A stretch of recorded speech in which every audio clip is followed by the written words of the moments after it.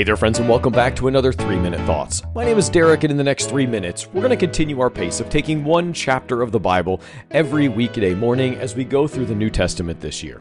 We've gone through the Gospel of Matthew, and this morning we're in Mark chapter 3.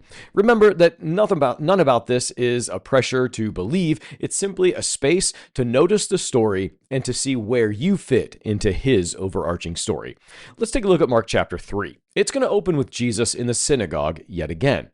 Now, there's a man with a withered hand who is there, and the leaders are watching. They're trying to catch him in a rule-breaking moment. And so Jesus asks a simple question: what is lawful on the Sabbath, to do good or to do harm? Jesus is trying to turn their question back around on them. Then he heals the man. And just like that, the debate ignites. There's power, control, and compassion all colliding into one healing moment. Crowds start following Jesus in droves, so many that he can't even eat. Word spreads fast. Healing, teaching, controversy draw attention in equal measure all over the place. And then Jesus does something surprising. He appoints the 12 apostles, giving ordinary people authority to carry the message forward. Nothing flashy, nothing hierarchical, simply relational. It's an invitation to step into responsibility even in the midst of chaos. But tension keeps rising. People have problems when they don't understand the structure well. Religious leaders accuse Jesus of being in league with evil, trying to discredit everything he's doing. But here's the kicker. Even his own family thinks he might have gone too far.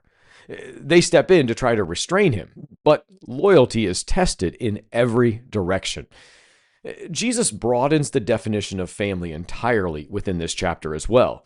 It's not just blood and proximity, but rather anyone who does God's will, listens, acts, and follows, is counted in that family structure.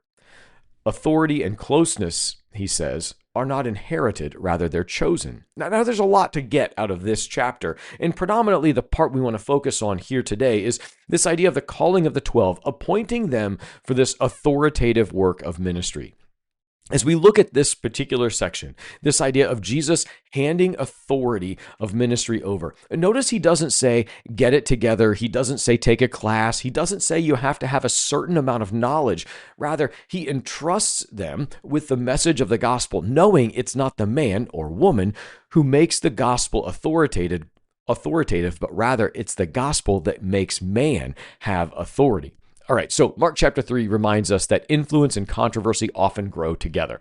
Being at the center of something meaningful can attract both admiration and opposition.